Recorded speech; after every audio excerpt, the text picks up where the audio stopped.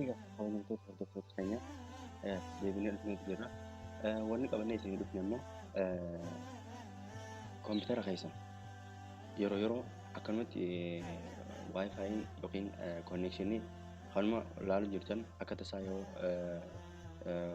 sookeetni irraa ba'ee taatee ifaan dhaabee dhufatee akka fedhattu jechuudha. Akka tasaa kanuma konnekshinii deebi'ee dhufe wanti biraatu jechuudha. Fedhu silkii ta'a, fedhu waan biraatiin ta'a, moobaayila biraatiin jechuudha dalagaa irra deebi'ee haareetti baname jechuudha. Asitti ammoo kunoo akkuma agartan kana waayifaayiin jechuudha bahee jira, kunoo banaa jira. Asitti ammoo no network found jira. Asirratti ammoo akkuma agartan kana jechuudha silkii irratti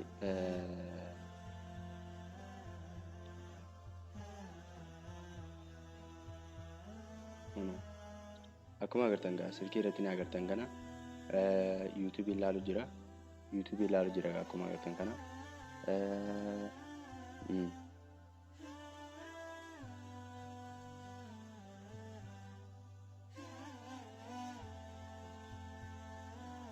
Akkuma agartan kana gaa ilaali.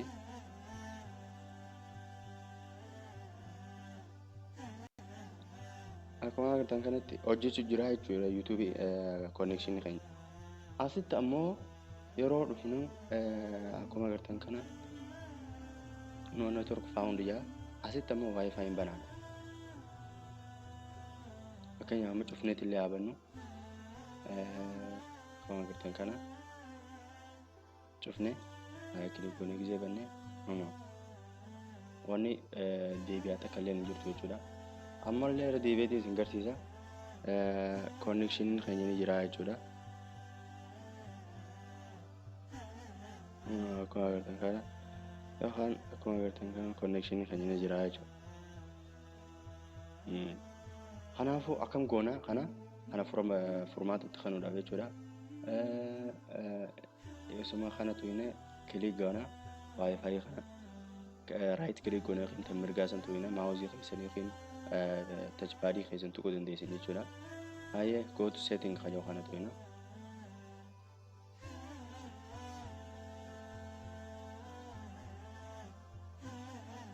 haye akkuma agartan gaa wifi banaa jira. Garuu connection hin jiru jechuudha. Akkuma agartanii status kana kajoo kana gubbaadha dhaynaa jechuudha. Abuubaa kana asitti drop shot kajoo kana kilik goona jechuudha. Fix nu godha gaa osuma ijaan agartanii jechuudha. Asii osuma agartanii jechuudha. Asii dura detect godha jechuudha. Inni saaxila rakkoo jirtu jechuudha.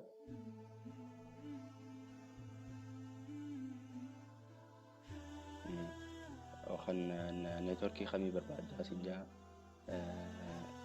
jara hundaa'u jechuudha.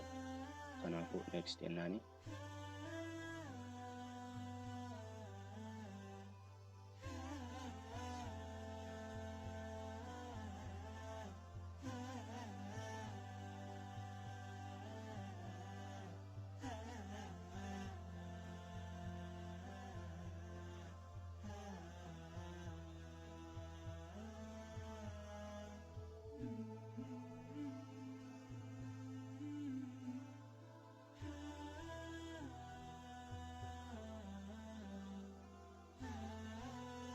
Akkuma agartan gaabii fix godhaa ijarraan kaasnaa asii jechuudha naa kana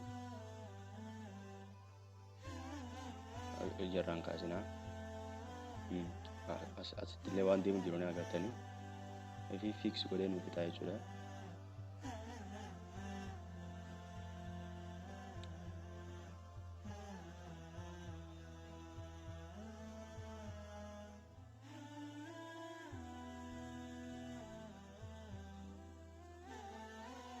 Akkuma agartan kana gaa asii check if it's fixed kajoo kana kilik goona jechuudha. Haye ijaan akkuma isin jechu jiru ijaan laalaa see jechuudha. Yoo fixed ta'eef kan nuyi deemaa jechuudha. Adda baasu deemaa rakkoo jirtu haalaaluu walumaan. Akkuma agartan gaalaan fix godhee jechuudha. Sarara kaasee asii saganummaa agartanii jechuudha. Kunoo wireless adapteriitu access hin ta'in amma access godhe jechuudha. Akkuma agartan gaa wifiin keenya deebi'ee jechuudha. Akkasii kabajamtoota hordoftoota keenya akkanatti yeroo hedduun akkasitti dararamaa ture jechuudha. Anis viidiyoo kanaa fi kan kanaan wal qabatan waa'ee teknooloojiidha. Hammaan beekurraa isiniif dabarsuun barbaada.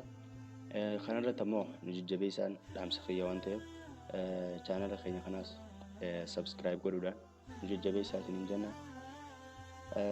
Viidiyoo moobaayiliin kan wal qabatus kompiitara wal qabatus jechuudha isinii dalaga inshaallah. Akkasuma seenaa adda addaa wantoota ajaa'ibsiisoo adda addaa karaa halaal ta'een jechuudha daleenee wal barsiifna inshaallah. Waan hin beekurraa ani beekaadheef hin jechuutti hin jiru. Akkasii gaa kabajamtoota hordoftoota keenya qophiin isiniif qopheeffanne kanuma chaanala keenya subscribe godhuudhaan nu cinaa dhaabbadaa isiniin jenna. Assalaamu alaikum warahmatullahi wabarakatuh.